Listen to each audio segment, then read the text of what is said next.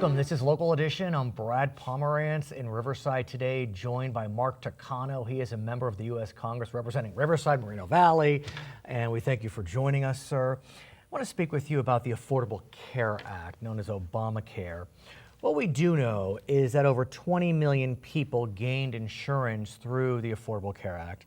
In California, our uninsurance rate dropped from 17% to about 8%. Yeah. It's fair to say, though, that Obamacare, Affordable Care Act is at risk. Yeah, it is fair to say that. But what is keeping Obamacare or the Affordable Care Act, I think, alive, on life support, are all the people who are coming forward, who are telling their stories, and who are showing up at town halls across the country. And I want to ask you about that because the media has been covering these town halls, especially of your Republican colleagues. Yeah. And while there are some Republicans that are suggesting that the people coming are paid or out of district, the stories are real. They're heartfelt.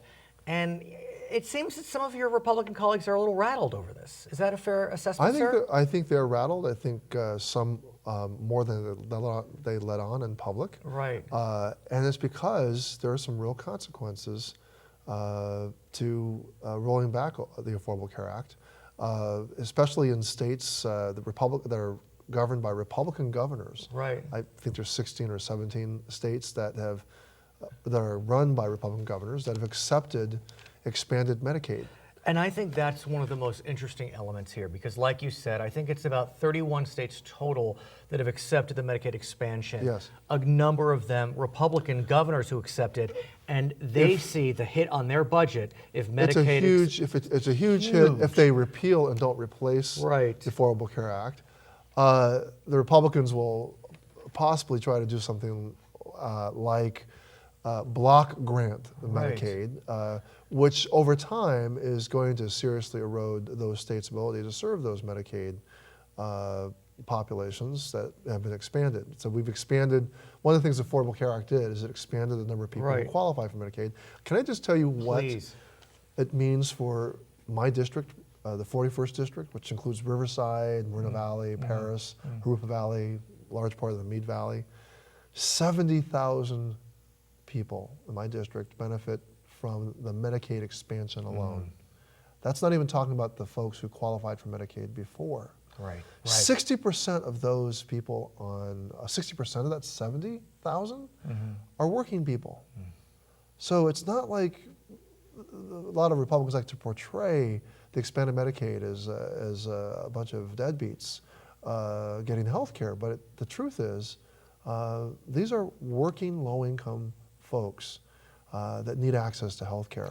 And I want to tell you something else. It represents $1 billion of an injection into the economy. Well, the Committee for Responsible Federal Budget said that if Trump's repeal plan does go into place, it would increase the deficit of the federal government by $500 billion. The economic impact would be quite dramatic.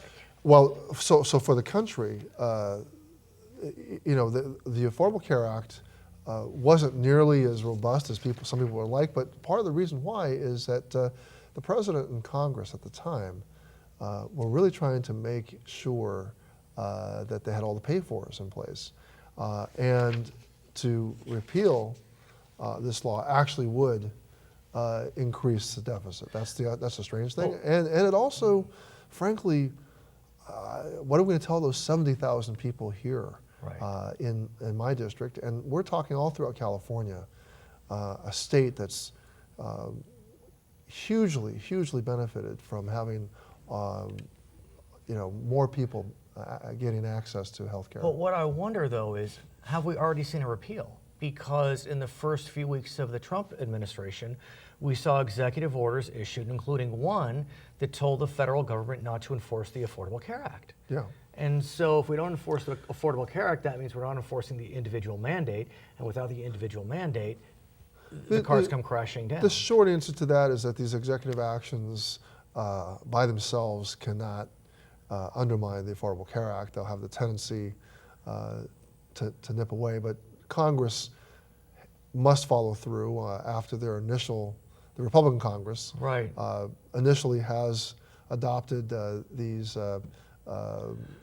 reconciliation resolutions. Right. And for the folks out there, what that means is they're looking for a way to gut the Affordable Care Act through the budgeting process. Right. But what we do hear is that some of your friends on the Republican side are queasy about this.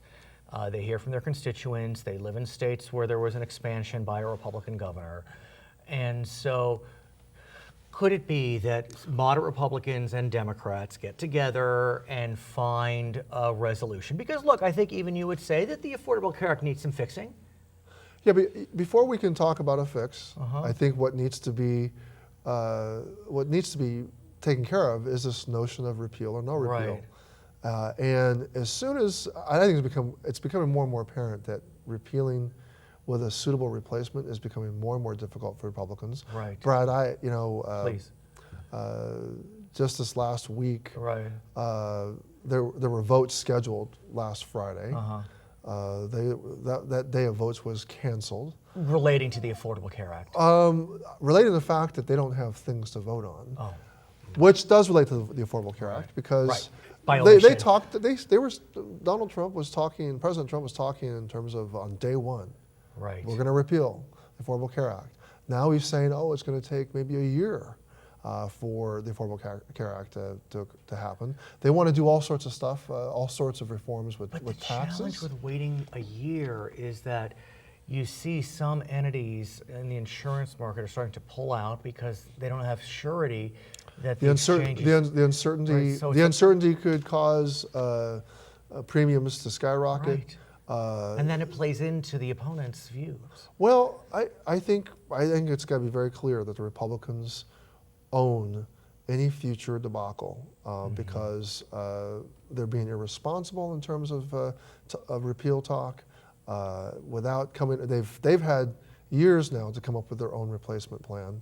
They really haven't come up with one, and the reason why is because the Affordable Care Act is a market-based plan. It's predicated on private insurance. It is a plan that was actually dreamed up by Heritage Foundation. Right, no, we know. It was in the 90s, the Republicans proposed the mandate. This was originally some Republican thinking, and so they've got nowhere to go. I mean, they obviously don't want to do a single payer system. They obviously don't want to.